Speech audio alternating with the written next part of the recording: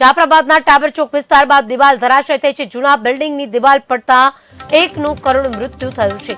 ઘટનામાં અન્ય 4 વ્યક્તિઓને ગંભીર ઈજા પહોંચી છે। ઇમારત નીચે ચાની લારી પાસે ઉભેલ લોકો ઈજાગ્રસ્ત થયા છે। ઘટનાને પગલે લોકોના ટોળેટોળા એકઠા થયા હતા। અચાનક દિવાલ ધરાશય થઈ અને ત્યાં ચાની લારી હતી। ચાની લારી નીચે લોકો ચા પીવા ઉભા હતા। તે સમયે અચાનક જૂના બિલ્ડિંગની દિવાલ છે તે ધરાશય થઈ આ બિલ્ડિંગમાં નીચે કાટમાળમાં આવતા એક વ્યક્તિનું કરુણ મૃત્યુ થયું છે।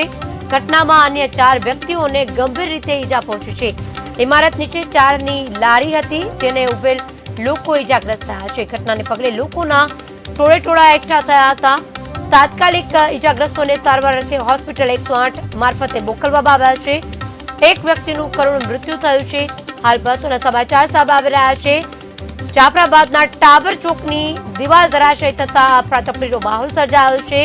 તાત્કાલિક ધોરણે કામગીરી શરૂ કરી દેવામાં આવી છે।